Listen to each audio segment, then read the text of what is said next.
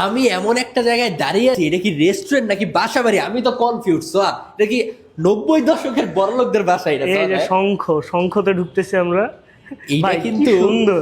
অনেক সুন্দর ভাই। এটা কিন্তু একটা রেস্টুরেন্ট, এটা হচ্ছে ধানমন্ডিতে অবস্থিত। এই রেস্টুরেন্টটার নাম কি সোয়া, তুমি কি জানো? হ্যাঁ, এই রেস্টুরেন্টের নাম হচ্ছে চাটগাঁয়া স্বাদ।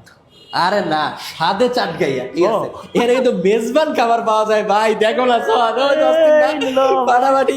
এইখানে কিন্তু মেজবান মাংস আছে, এই যে কই মেজবান মাংস কই, এই যে ওই এটা যে হচ্ছে মেজবান মেজবান মাংস, মাংস। চনার ডাল, নলা, কালাবুনা, লইট্টা ফ্রাই। আর এইদিকে কি আছে দেখো না, এদিকে আছে হচ্ছে মেজবান খিচুড়ি, তার সাথে উপরে কিন্তু ডিম ভাজা, আর উপরে দেখো না ডেকোরেশনের জন্য একটা পাতা দিয়ে দিচ্ছে। ভাই পুরাই অস্থির না? তো এই রিলটার উদ্দেশ্য এটা আপনাদেরকে দেখানো যে ইন্টেরিয়রটা কতটা ভিনটেজ, কতটা সুন্দর। ঠিক আছে, একদম আসার পরে আপনি একটা 90 হবে। দশকের একটা ভাইব কিন্তু এই হ্যাঁ, রেস্টুরেন্টে হ্যাঁ। পেয়ে যাবেন। ঠিক আছে, ধানমন্ডি 27-এ অবস্থিত। দেখো না এখানে কি লেখা, বায়না ঘর। এদিকে কিন্তু আছে হচ্ছে কিচেন সামনে, আর এদিকে কিন্তু সুন্দর একটা বসার সিটিং অ্যারেঞ্জমেন্ট সুন্দর। কিন্তু আছে। শেষ হয় নাই খেলা, আসো এদিকে, আরো আছে ভাই, বহুত আছে, বহুত। বিশাল জায়গা।